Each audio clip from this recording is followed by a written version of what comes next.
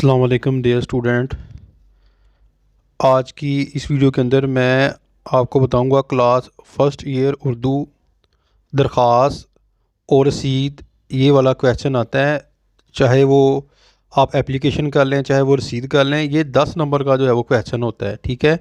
ان دونوں کے اندر یا ہوتی ہے، اور اس ویڈیو کے اندر میں آپ کو بتاؤں گا کہ ایک رسید کو آپ جو ہے وہ کس طرح لکھتے ہیں۔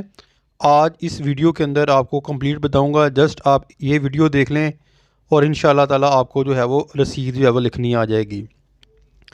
تو لیٹ سٹارٹ شروع کرتے ہیں۔ یہ جو رسید ہے نا، یہ بیٹا ایک فارسی زبان کا لفظ ہے جس کے جو معنی ہوتے ہیں مثلا پہنچ رسائی، یا کسی چیز کے وصول ہونے کی دستخطی تحریر، یعنی کہ دستخط کر کے اس کو لکھ لینا، یا اس کو کہہ لیں وصولی تحریر کر لیں، جس کے اوپر پتہ، خبر، سراغ وغیرہ ہر چیز درج ہوتی ہے۔ تو اب وہ کون کون سی ہدایات جو مد نظر رکھنی ہے آپ نے جو ہے وہ رسید کو لکھتے ہوئے، سب سے پہلے رسید کا عنوان آپ نے واضح الفاظ کے اندر لکھنا ہے۔ یہ دیکھیں عنوان، رسید برائے وصولی رقم بابت بھیڑ، ٹھیک ہے نا۔ اب وصول کی یہ رقم کس کے بعد؟ بھیڑ کے۔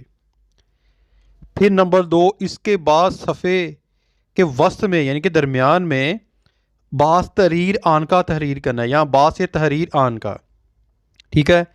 اور اس کا یعنی کہ یہ بھی جو ہے فارسی کا جو ہے وہ ایک لفظ ہے جس کا مطلب ہے اس تحریر کو لکھنے کی وجہ، سبب، ٹھیک ہے نا۔ اس کا مطلب ہوتا ہے باس تحریر آن کا۔ نمبر 3 پر چلے جائیں۔ نفس مضمون میں سب سے پہلے رقم کا ذکر کیا جاتا ہے۔ یہ دیکھیں رقم لکھنے کا طریقہ جو ہے وہ اس میں کوئی بھی لکھ لیں، جیسے مبلغ 8000 روپے، اس کو آپ نے لفظوں میں بھی لکھنا ہے اور ہندسوں میں بھی لکھنا ہے۔ نصف جن کے 4000 ہوتے ہیں اور نصف بھی لکھنا ہے، کیونکہ ٹوٹل 8000 ہے۔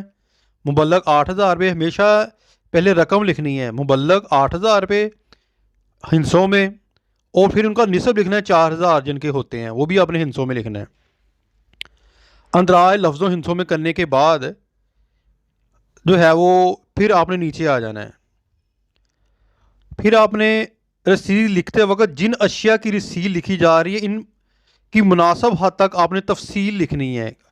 وہ کس چیز کے بارے میں آج ہم لکھ رہے ہیں؟ بھیڑ کے بارے میں، ٹھیک ہے۔ بھیڑ کیا ہے؟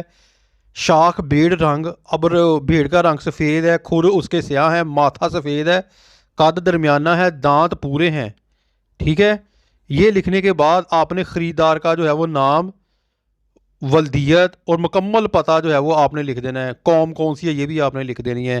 تحصیل جہاں ڈیش ڈیش، نقد وصول پا کر رسید لکھ دی ہے، تاکہ سند رہے، یعنی کہ ہمارے پاس کوئی پروف رہے اور وقت ضرورت کام آئے۔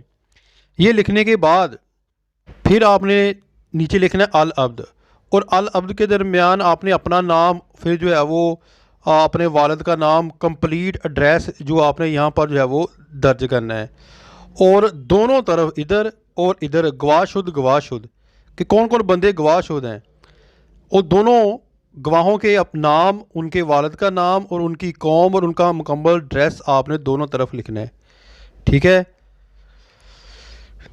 اور پھر لاسٹ میں آپ نے جو تاریخ ہے وہ آپ نے یہاں پر جو ہے وہ لکھ دینی ہے، اور پھر ان کے جو ہے وہ سائن وغیرہ، یہ گواہ شد کے سائن بھی کروانے ہیں تاکہ آپ کے پاس جو ہے وہ کوئی پروف بچ سکے۔